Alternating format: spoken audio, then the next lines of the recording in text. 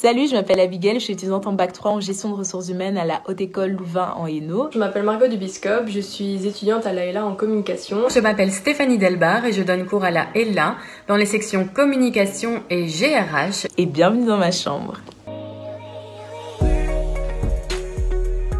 J'aurais pu choisir le poulailler, j'ai hésité. Le cours que j'aime, compta. Compta. Savoir jongler avec les cours pratiques, les cours théoriques. Mais je viens de les donner, non? C'est ici que se trouve mon nécessaire de survie, le petit café.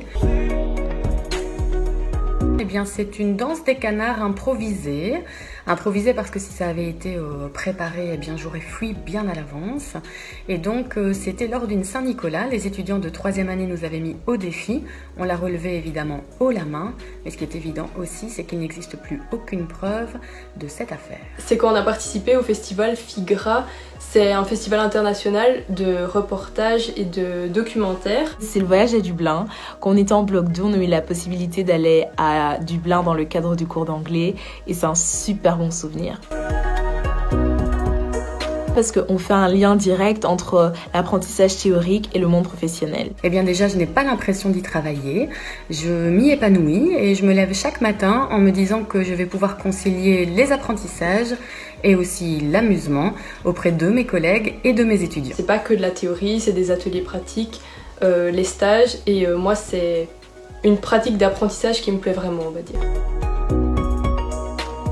Oui, comme je l'ai dit, la solidarité c'est notre socle en fait.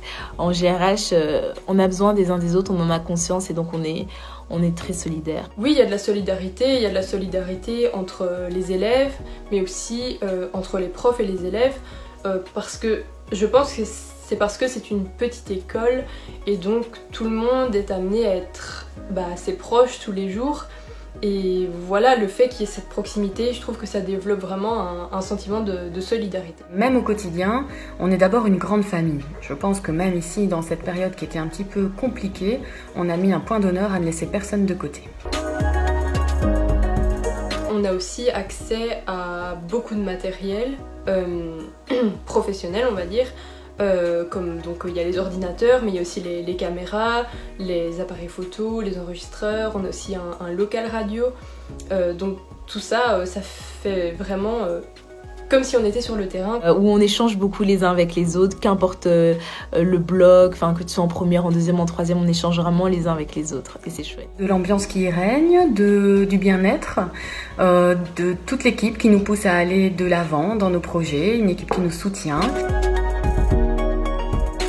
Une seule raison, c'est pas assez. Je pourrais t'en donner des milliers, mais je vais me concentrer sur le fait qu'on nous encadre pour réussir. On peut vraiment trouver sa voie, je trouve, dans le milieu de la communication grâce à la ELA. Donc je ne peux que t'encourager à t'y inscrire.